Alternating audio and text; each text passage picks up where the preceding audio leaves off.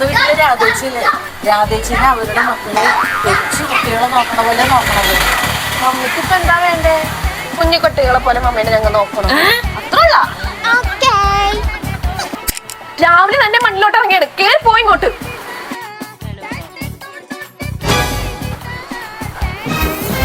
രാവിലെ തന്നെ ഫോൺ നോക്കിയിരിക്കണ്, കണ്ണടിച്ചു പോകൂലേ?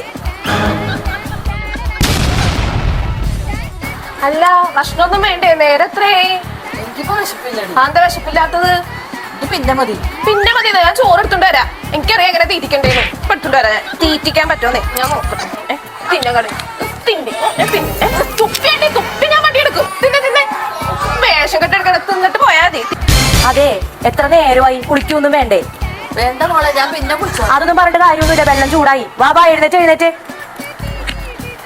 എഴുന്നേറ്റില്ല ഇതുവരെ. അതെ, എനിക്കറിയാം എങ്ങനെ എഴുന്നേപ്പിക്കണ്ടേന്ന്. ഞാനേ വടി എടുത്തിട്ട് വരാം.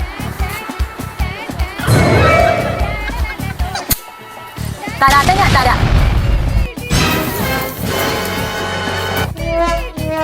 എന്റെ പൊന്നോ, എന്റെ പിള്ളേരെ നോക്കണ പോലെ നോക്കണ്ട. എനിക്ക് അമ്മയായിട്ടിരുന്ന മാത്രം മതി.